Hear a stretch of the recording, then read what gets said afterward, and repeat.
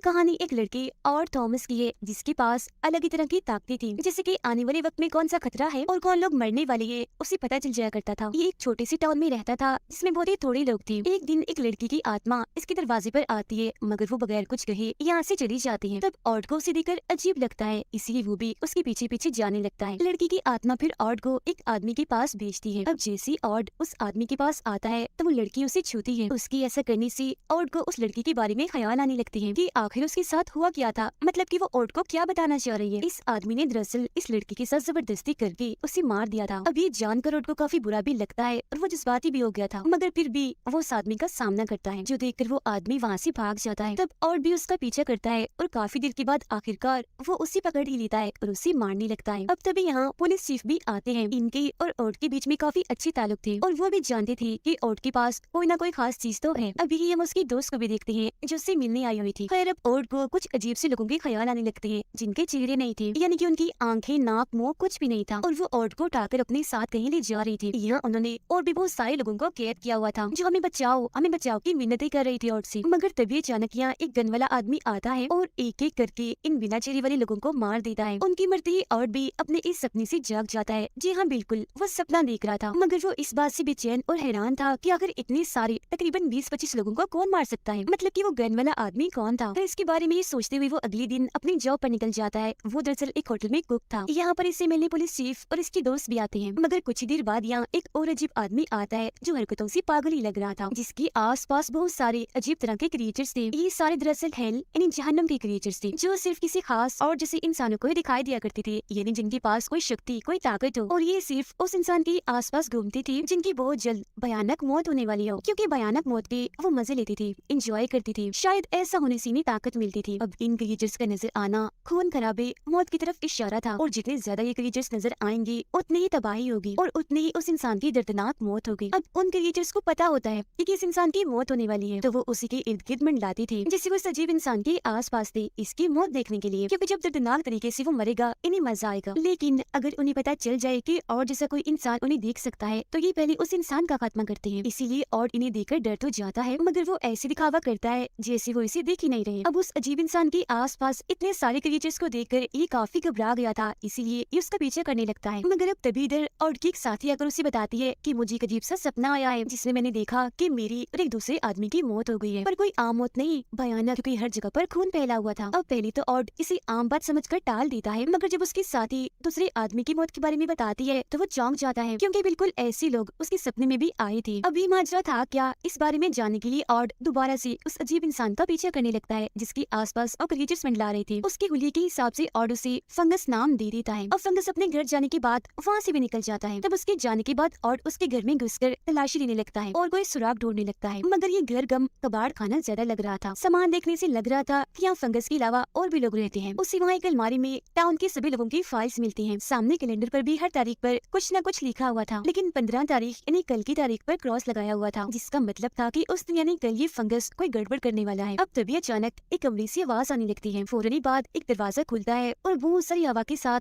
वहाँ हर चीज जमने लगती है। इस वजह से ऑड काफी डर गया था, मगर खुद को संभालते हुए वो उस कमरे में जाता है जहाँ से आवाज आ रही थी। वहाँ आकर ये देखता है कि बहुत सारे परिंदे यहाँ पर कैद हैं, जिसके फौरन ही बाद वहाँ एक जगह पर छोटा सा सुराग बनने लगता है और फिर वो पूरा रास्ता खुल जाता है। वही अजीब तरह के क्रिएचर्स बहुत बड़ी तादाद में वहाँ से बाहर आने लगते हैं। ये दरअसल हेल का दरवाजा था जो इस कमरे में खुलता है। अब दरवाजा खुलते ही बहुत सारे क्रिएचर्स बाहर आकर इस पूरे घर में फैल जाते हैं, जो देखकर ऑड काफी डर गया था, मगर फिर भी चुपके से वो यहाँ से निकल जाता है। जाते जाते उसने एक आदमी की फाइल भी अपने साथ ले ली थी, क्योंकि अब वो जान गया था कि ये आदमी फंगस टाउन पर जरूर कोई अजाब लाने वाला है। हो सकता है कोई खोली हो, क्योंकि हुलिये से वो ऐसे ही दिखता है। इसीलिए ऑड पुलिस चीफ के घर जाता है और उन्हें वो फाइल देते हुए कहता है कि ये मुझे फंगस के घर से मिली है, वो मुझे ठीक नहीं लगता, आप उस पर नजर रखिए। अब क्योंकि इनको ऑड पर भरोसा था इसीलिए वो मान जाते हैं। कुछ ही देर में ये लोग अपने सारे पुलिस रिकॉर्ड को चेक कर लेती है फंगस के खिलाफ कोई सुराग ढूंढने के लिए, मगर पता चलता है कि वो आदमी तो एकदम ठीक है, उसका कोई पुलिस रिकॉर्ड नहीं। मगर इसके बावजूद भी पुलिस चीफ अपने एक दूसरे ऑफिसर को फंगस पर नजर रखने के लिए कहते हैं और ऑड को तसल्ली देते हैं कि बेफिक्र रहो, अगर उसके खिलाफ कोई भी सबूत मिला तो हम उसे गिरफ्तार कर लेंगे। अब तभी यहाँ हमारी मुलाकात एक ऑफिसर और उसकी दोस्त के साथ होती है, और ये वही ऑफिसर होता है जो अब फंगस पर नजर रखेगा। खैर अगले दिन ऑड अपनी दोस्त के साथ खाना खाने अपनी सबसे पसंदीदा जगह पर जाता है, मगर तभी यहाँ ऑड को फंगस दिख जाता है जो काफी गुस्से में था और इसी की तरफ ही आ रहा था, इसलिए दोनों जल्दी से यहाँ से भाग जाते हैं। अब ऑड की ताकतों की वजह से जाने अनजाने में लोग बॉलिंग गेम के एरिया में आ जाते हैं। इससे वो हैरान तो होता है मगर बहुत जल्द उसे एहसास हो जाता है कि ये मेरी ताकत है, मेरी शक्ति है। अब जब ये लोग अंदर जाते हैं तो बॉलिंग गेम के स्टाफ को देखते हैं जिनका यूनिफॉर्म बिल्कुल वैसा ही था जैसा उसके सपने में आने वाले लोगों का था। यह आते ही उसके साथ अजीब सा होने लगता है, जैसे वो खुद को काफी कमजोर महसूस कर रहा था, जिसका मतलब था कि जरूर यहाँ कुछ तो भयानक होने वाला है। मगर यहाँ के लोगों के आसपास कोई भी क्रिएचर नहीं था तो वो काफी हैरान था कि आखिर ऐसा क्यों। अब वो अपने पुलिस चीफ को दोबारा से कॉल करता है और अपने किसी ऑफिसर को यहाँ भेजने के लिए कहता है ताकि वो यहाँ आकर तहकीकात करे। जिसकी कुछ देर के बाद यहाँ एक सीनियर ऑफिसर आता है जो आते ही ऑट पर गुस्सा करने लगता है कि तुम्हें क्या मसला है, तुम क्यों इतनी देर से गलत जानकारियाँ दे रहे हो। मैं फंगस के घर पर गया था, मुझे तो वहाँ पर कुछ नहीं मिला, बल्कि मैं तो जब से वहाँ गया हूँ वो तो घर पर आया तक नहीं। अब तुम हमें यहाँ तलाशी लेने का कह रहे हो। और एक बात बताओ, तुम्हें ऐसी खबरों के बारे में कैसे पता चलता है हाँ, जबकि ऐसा तो कुछ भी नहीं होता। अब उसका ध्यान भटकाने के लिए और उसका गुस्सा रोकने के लिए ऑट की दोस्त उसे अपनी ही बातों में उलझाने की कोशिश करती है। वो उसके हाथ पर बने टैटू जिस पर POD लिखा हुआ था उसके बारे में पूछती है तो वो सीनियर ऑफिसर हंसते हुए इस बात को टाल देता है। अब यहाँ ऑट को भी कुछ समझ नहीं आ रहा था कि पता नहीं शहर में ऐसा क्या होने वाला है जो मुझे इतनी बेचैनी हो रही है। पहले मुझे सपना आया, फिर मेरी साथी को उसी की मौत का, फिर मुझे फंगस दिखा जिसके आसपास बहुत सारे क्रिएचर्स थे। आखिर ये सब क्या है। तो अब इन सारे सवालों का जवाब पाने के लिए दोनों ऑट की उसी साथी के घर जाते हैं और उससे उसके सपने के बारे में पूछने लगते हैं। वो इन दोनों को हर चीज काफी डिटेल में बारीकी से बताती है, जो सुनकर ऑट काफी डर जाता है और उसे कहता है कि कैसे भी करके जल्द से जल्द अपनी दोनों बेटियों को लेकर इस टाउन से निकल जाओ, तुम्हारी जान को भी खतरा है। तुम जाओ अपनी दादी के घर और हाँ उन्हें भी मत बताना कि तुम आ रही हो, बगैर बताए जाओ। जिसके बाद वो उसकी दोनों बेटियों के पास ऊपर जाता है जहाँ भी वो क्रिएचर से बहुत बड़ी तादाद में। तब ऑट उन्हें नजरअंदाज करता है ताकि उन्हें पता ना चल सके कि वो इन्हें देख सकता है। इसके बाद ये दोनों यानी ऑट और उसकी दोस्त यहाँ से निकल जाते हैं, मगर वो रास्ते में एक जगह रुक जाते हैं। तभी इन्हें एक लड़की की चीख सुनाई देती है जो काफी डरी हुई थी। ये लड़की और कोई नहीं बल्कि उसी ऑफिसर की दोस्त होती है जो फंगस पर नजर रख रहा था। इस वक्त उसके पीछे खूंखार डॉग पड़े हुए थे। वो बेचारी अभी अपनी जान बचाने के लिए भाग रही थी कि तभी कोई उन डॉग्स को मारने के लिए गोली चला देता है, मगर उसका निशाना चूक जाता है और गलती से वो गोली उस लड़की को भी लग जाती है जिससे उसकी मौत हो जाती है। अब ये देखकर जल्दी से ऑट और उसकी दोस्त उस लड़की की लाश के पास आते हैं। ये दोनों ही काफी घबरा गई थी, जिसके फौरन ही बाद इंक्वायरी करने यहाँ पुलिस चीफ भी आ जाती है। वो भी इसकी लाश को देखकर काफी हैरान थी क्योंकि आज सुबह ही वो इनसे मिली थी, साथ इन्होंने खाना खाया था और अब अचानक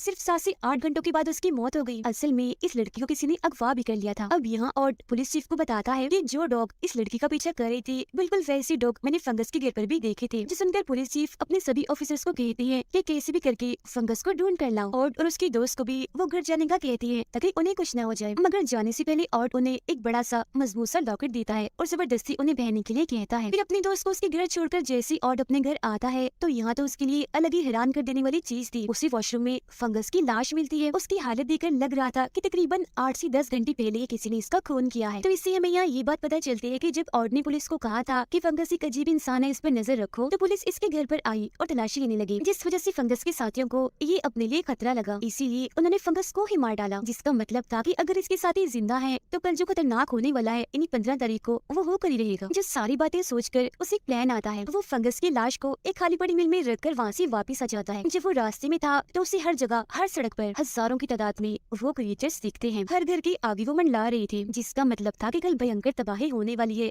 शायद पूरा शहर ही तबाह हो जाए। उधर पुलिस चीफ के घर कोई अनजान आदमी आता है और 3 से 4 बार शूट करके उन्हें भाग जाता है। इस बारे में जैसे ऑट को पता चलता है तो वो सीधा हॉस्पिटल जाता है, जहाँ उसे उनकी वाइफ मिलती है और बताती है कि तुमने जो लॉकेट दिया था उसकी वजह से गोली दिल के आर पार नहीं हुई, सिर्फ टकरा कर वापिस आ गई, मगर उनकी हालत काफी नाजुक है, उनका ऑपरेशन चल रहा है। अभी सारी सूरत हाल गड़बड़ी की वजह से ऑट काफी परेशान हो गया था। तो कोई सुराग ढूंढने के लिए वो दोबारा से फंगस के घर पर जाता है और कंप्यूटर से वो इंटरनेट की हिस्ट्री को चेक करने लगता है ताकि उसे पता चल सके कि फंगस ने क्या क्या सर्च किया था, जिसमें उसे काली जादू, शैतान और इस तरह की वेबसाइट्स की कुछ डिटेल्स मिलती हैं, जिससे वो फौरन समझ जाता है कि जितने भी लोग हैं वो दरअसल हेल का दरवाजा यहाँ खोलने वाले हैं, जिससे बहुत सारे शैतान इस दुनिया में आकर इंसानों को बुरी तरह तड़पा तड़पा कर मारेंगे। अब यही उसे एक वैन और कुछ बॉम्ब्स के बारे में भी जानकारी मिलती है। अभी वो सब देख ही रहा था कि तभी उसे किचन से अजीब सी आवाज आने लगती है, तो इसीलिए वो उस तरफ ही जाने लगता है चेक करने के लिए। आवाजें दरअसल फ्रिज से आ रही थी, इसीलिए वो फौरन फ्रिज का दरवाजा खोलता है, जहाँ वो बहुत ही अजीब दिल को हिला देने वाली चीजें देखता है, जैसे कि इंसान की कटी हुई उंगलियां, उनके दांत और भी जिस्म के हिस्से जिन पर बिच्छू कीड़े मकोड़े पी रहे थे, जो देखकर उसकी खुद की हालत भी काफी अजीब हो गई थी। और फिर जैसे ही वो फ्रिज का दरवाजा बंद करता है तो साइड में खड़ी होती है फंगस की आत्मा, जिसे एकदम से देखकर वो डर सा गया था। और फंगस को ऑट पर गुस्सा था, इसीलिए वो अलग अलग तरीकों से उस पर हमला करता है, जैसे फ्रिज को उस पर गिरा कर, बटन फेंक फेंक कर, मगर अब वो जैसे सिलेंडर से आग लगाकर धमाका करने ही वाला था कि तभी खिड़की तोड़कर ऑट यहाँ से भाग जाता है, जिसके फौरन बाद वहाँ काफी बड़ा धमाका धमाका हो जाता है। अब यहाँ से निकलते निकलते ऑड ने एक चीज नोट की थी कि फंगस के दिल के पास एक निशान है, मगर क्योंकि वो इस निशान को ठीक से देख नहीं पाया था, तो वो इस हकीकत को जानने के लिए उसी मिल में जाता है जहाँ उसने फंगस की लाश रखी थी। उसकी लाश गल रही थी। वो देखता है कि जहाँ उसे गोली लगी थी वहाँ भी P और D लिखा हुआ था, यानी वही सेम टैटू जो सीनियर ऑफिसर के बाजू पर भी बना हुआ था। इसका मतलब था प्रिंस ऑफ डार्कनेस, जिससे ये बात साफ हो जाती है कि जिसके भी जिस्म पर ये टैटू होगा वो प्रिंस ऑफ डार्कनेस होगा, यानी अंधेरों का शहजादा, और वही फंगस का साथी भी होगा। जिससे अब यहाँ ये बात भी साफ हो गई थी कि वो सीनियर ऑफिसर भी फंगस का साथी ही था। असल में जब ऑड ने पहली बार पुलिस चीफ को बताया था कि फंगस पर नजर रखे, वो ठीक नहीं है, तो वहाँ ये सीनियर ऑफिसर भी था और इसी पता चल गया था कि फंगस की किसी गलती, किसी हरकत की वजह से पुलिस अब इस पर नजर रखेगी, तो इसने उसे मार डाला। खैर अगले दिन ऑड अपने दोस्त के पास आकर उसे शहर छोड़ जाने का कहता है, मगर वो कहती है कि नहीं, अगर तुम इधर हो तो मैं भी यही रहूंगी, कहीं नहीं जा रही मैं। जिसके बाद वो अपने काम पर जाने के लिए निकल जाती है। कुछ देर के बाद ऑड भी अपने काम पर जाने के लिए चला जाता है, मगर पिछले दरवाजे से। वो वहाँ पहले से ही पुलिस की गाड़ी देखता है और जैसे अंदर जाता है तो ये देखकर काफी हैरान रह जाता है कि सारी सिक्योरिटी को किसी ने मार दिया है, और एक पुलिस ऑफिसर को भी वो देख लेता है जिसने मास्क पहना हुआ था। उसे लगता है कि शायद ये सीनियर ऑफिसर होगा, इसलिए ये भी उसका पीछे करता है और मौका देकर एक बेसबॉल बैट से उस पर हमला कर देता है। मगर जैसे ये उसका मास्क हटाता है तो देखता है कि ये सीनियर ऑफिसर नहीं बल्कि वही ऑफिसर है जिसे फंगस पर नजर रखने का काम दिया था, जिसका मतलब था कि ये टोटल 3 लोग थे, ये दोनों ऑफिसर्स और फंगस। जिसके बाद अब ऑड उसकी गन लेकर सीनियर ऑफिसर को ढूंढने जाता है मॉल में, जहाँ उसे अपनी साथी दिखती है, जिसे देखते ही उस पर भड़क जाता है कि तुम अभी तक शहर छोड़कर निकली क्यों नहीं, जल्दी करो यहाँ से जाओ, क्योंकि जो तुम्हारा सपना था वो यहाँ सच होने वाला है, तबाही मचने वाली है। जिसकी फौरनी बाद उसे अपने साथी के सपने की सारी डिटेल्स याद आने लगती हैं, जैसे यहाँ बॉलिंग गेम का स्टाफ बैठा है, टीवी पर मैच चल रहा है, फव्वारों से पानी आ रहा है, और बस इसी के साथ यहाँ एक लड़की की चीख सुनाई देती है। फिर फौरनी वहाँ एक आदमी आकर अंधाधुन लोगों पर गोलियां चलाने लगता है, जिससे वहाँ पकड़ मच जाती है। लोग घबराते हुए इधर उधर भागने लगते हैं। सामान भी टूटकर हर जगह बिखरता जा रहा था, मगर सारे लोग वहाँ से बाहर नहीं निकल पाते, क्योंकि पता नहीं कैसे